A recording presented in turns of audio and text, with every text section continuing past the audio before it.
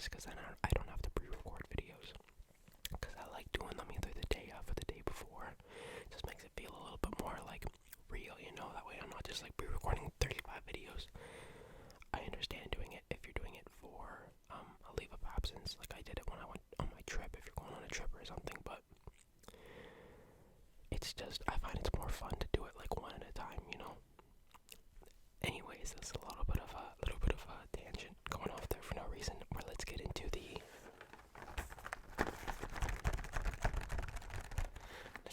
numbers, shall we? Today is the 22nd. No, 23rd. Today's the 23rd, my bad. 23rd, I'm pretty sure, right? Yeah, because I already opened the 22nd, so then where's 23? Where is 23? Where did you go, 23? 23.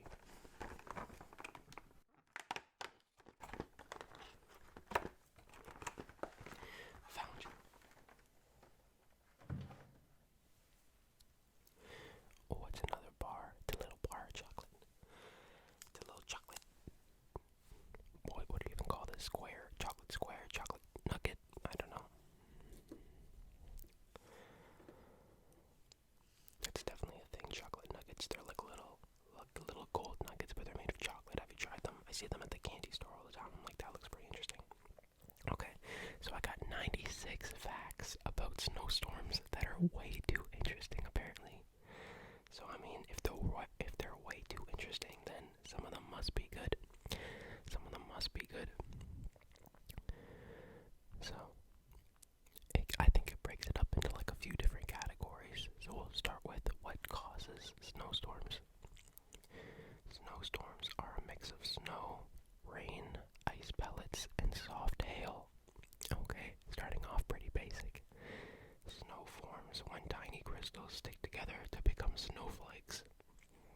Okay, when it happens repeatedly, they become heavy and fall to the ground in the form of snow. When the intensity is higher with blowing winds, they are called snowstorms. Okay, maybe we're starting off for like kids, and then we're gonna go for like teenagers and adults. We'll see how it goes.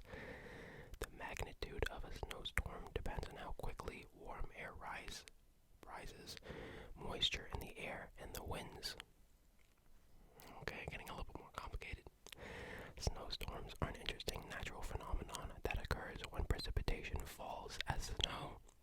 I would no longer understand a lot of these words if I was a little kid, so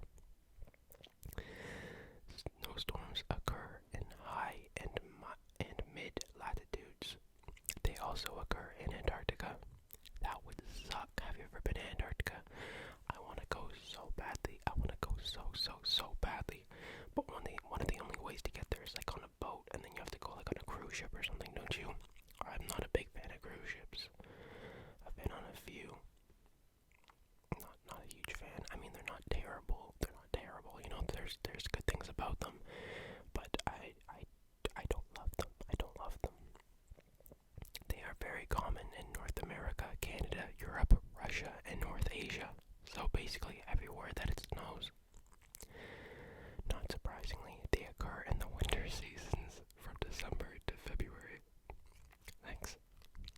There are 4 types of snowstorms: wintry mix, freezing rain, lake effect, and orographic snowstorms.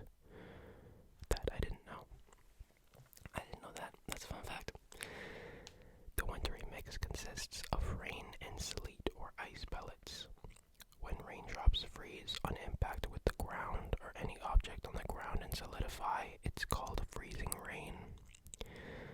Lake effect snowstorms occur when cold air passes over warm lake water for long distances before it forms precipitation and snow.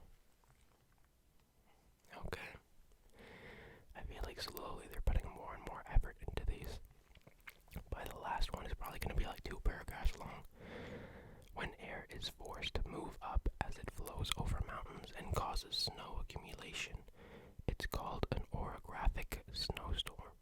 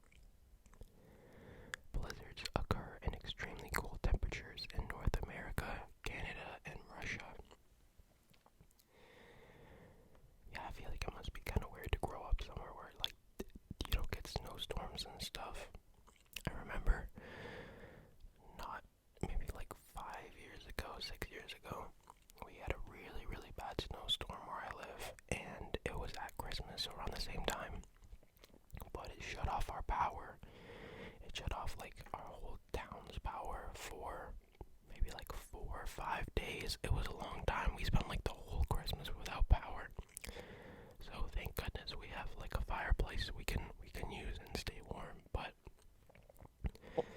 unfortunately, I think a lot of people had a lot of trouble with that. It's kind of crazy how things like that can still happen, considering how much technology and things we have to help us. Nature can still come out of nowhere and just be like, nope, I'm the boss. There are 3 types of blizzards: frontal blizzard, ground blizzard, and mountain blizzard. Frontal blizzards are formed when 2 air masses collide and create precipitation and snow. Frontal blizzards happen around the upper Midwest of the USA and the Mid-Atlantic Ocean. Mid-Atlantic coast, my bad. Blizzards can happen even when there is no snowfall. Blizzards can happen even when there's no snowfall. So does that just mean like the blizzard would move the snow that's already on the ground to make the blizzard? I did not know that. That's actually kind of interesting. When heavy winds blow snow on the ground, either horizontally or upwards, they are called ground blizzards. There are 3 types of ground blizzards based on the direction of winds: horizontal advection, thermomechanical advection, and vertical advection based on the direction of the winds. That's fun to say. Advection, advection, advection. Snowstorms and blizzards have the potential to paralyze a community. Yeah, like I said. By the way, these don't have numbers next to them, they just have bullet points, so I'm hoping there's actually like quite a few. I think there is, but I'm not counting them. So, I mean, if you want to count them, you can, but I don't really think we need to. Snowstorms, and I already said that. Apart from its effect on health, a winter storm can also impact infrastructure and economic development. Snowstorms directly affect the health and safety of plants, wildlife, livestock, people, and communities. Cold temperature due to snow can cause frostbite, hypothermia, and in some cases death. A severe snow blizzard has a higher death toll than a snowstorm. Crazy. Crazy. Snowstorms make traveling either by road or air difficult. Yeah. Roads can be partially or fully shut off due to snow piling. I feel like some of these are just like they needed to fill in, because some of them are actually pretty interesting, but some of them are just like, okay, tell me something that happened today, and he's like, I don't know, the road was shut down when they were snow plowing, and then he's like, oh, I'll put that in the thing. Houses in remote locations that are isolated due to snowstorms or a severe blizzard may face food shortages. Interesting. Sometimes pipes may freeze and burst in buildings due to poor insulation. Poor insulation, poor insulation. If grazing areas are covered by ice due to a blizzard, then the livestock or animals dependent on them will migrate or look for other alternatives, causing an imbalance in their natural habitats.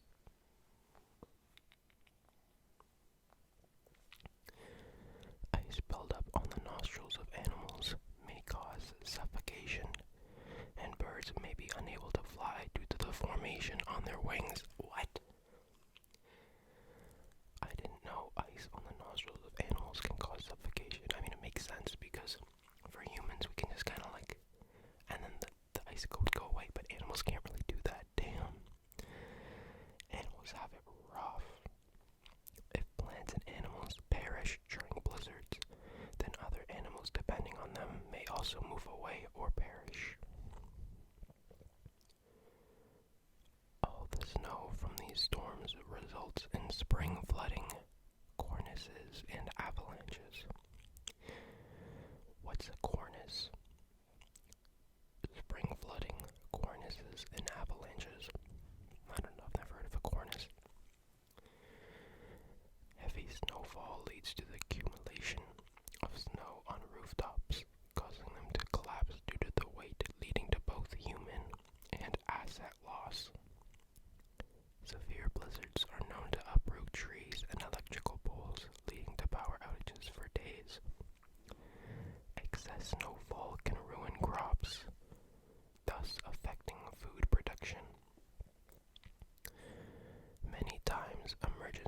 services become inaccessible because of road blockages due to the snow.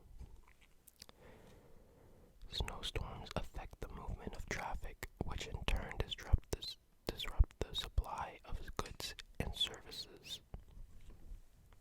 Tourist places that thrive on winter recreation have to be shut down temporarily during a snowstorm. Travel and tourism industry is affected, causing unemployment. It has been observed that accidents caused during snowstorms lead to subsequent pile-ups, causing loss of life and limb. Have you guys seen some of those? They're crazy because a lot of times it'll be so thick that like you can't see too far ahead of you. So you see like the traffic cams on the highway where like one car comes and they hit the car in front of them, and then it just like piles up like 2 cars, 3 cars, 4 cars, and then even if you can't see, there's too much ice on the road to stop fast enough.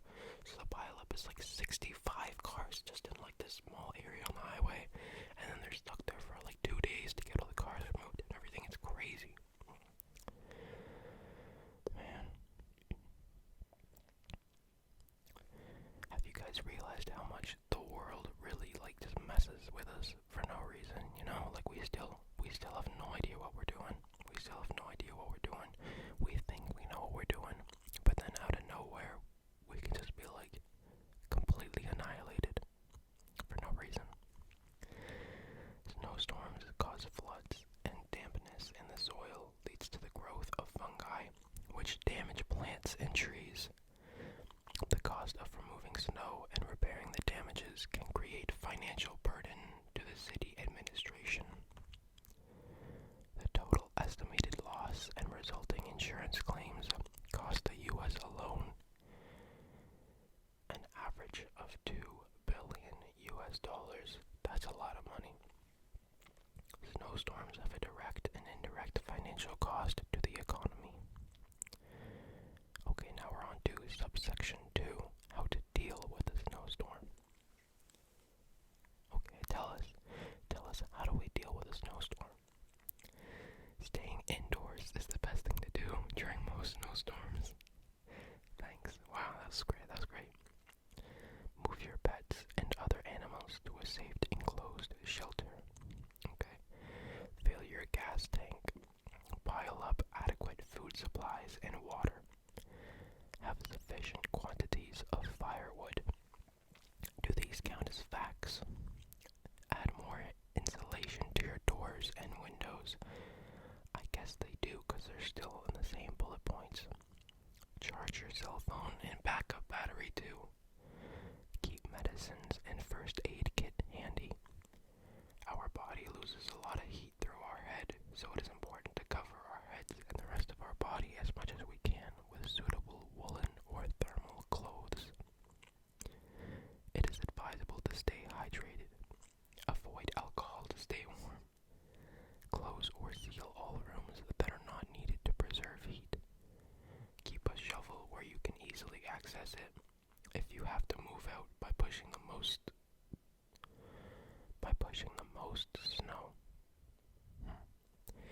If you are outside, find a shelter immediately.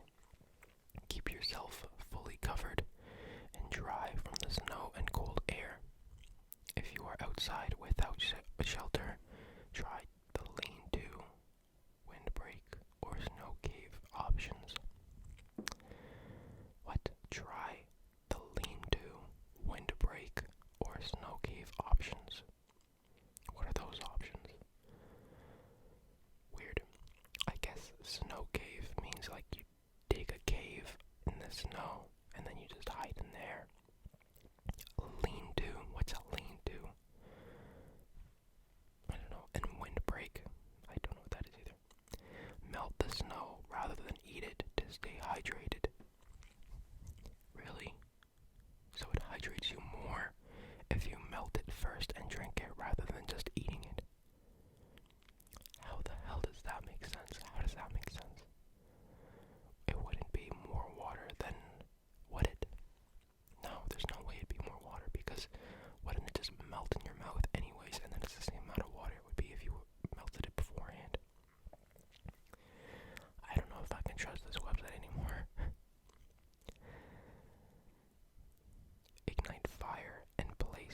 blocks around it to retain and reflect the heat.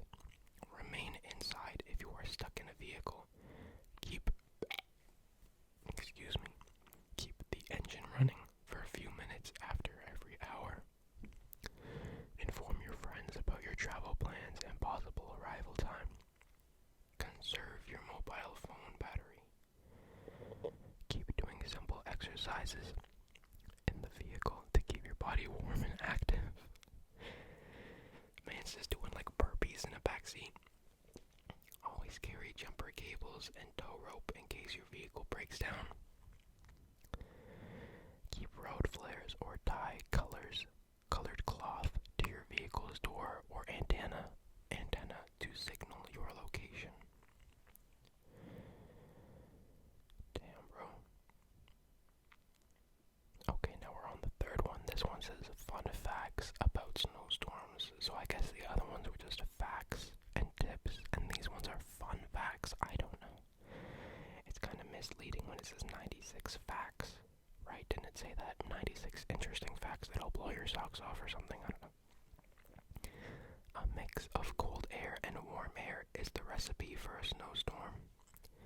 A blizzard commonly happens when the temperature is less than 20 degrees Fahrenheit or negative 6.66 degrees Celsius.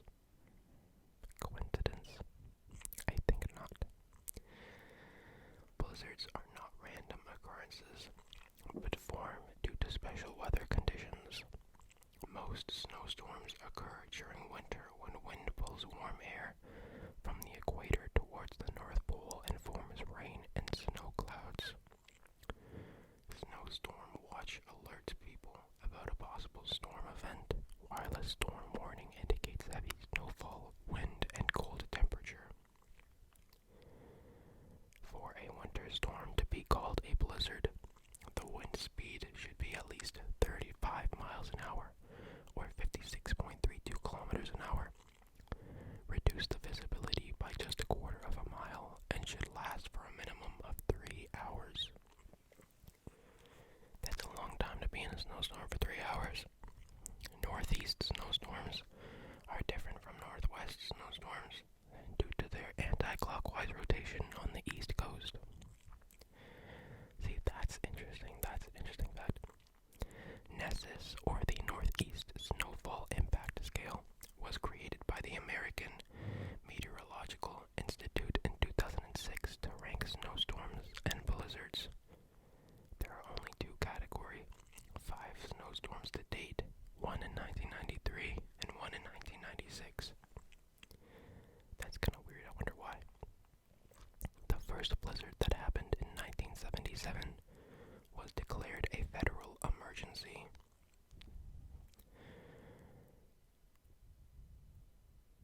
It doesn't say anything else, that's all it says about that. The Iran blizzard, which happened in February 1972, is considered the deadliest in history. The blizzard lasted for a week and caused the death of over 4,000 people. Wow. The blizzard of 1996 was considered very severe in the U.S. There were 27 blizzards during the winter season. 27? Jesus. I'm sorry, I didn't mean to say his name in vain. The area from central Canada to the midwestern U.S. is often called blizzard country due to its regular occurrence. People in that area deliberately build houses with steep roofs to avoid snow pileups.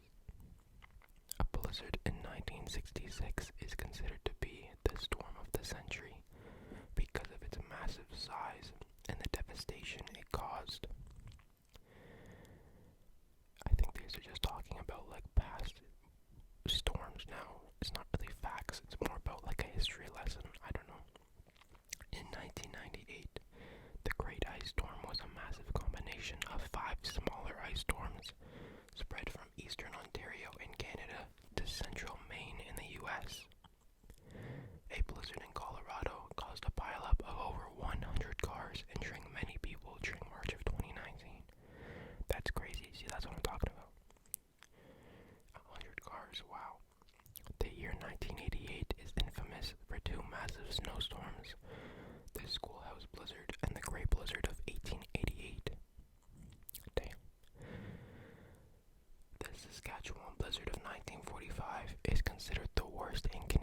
history, with temperatures touching negative 76 degrees Fahrenheit or negative 60 degrees Celsius. That is cold.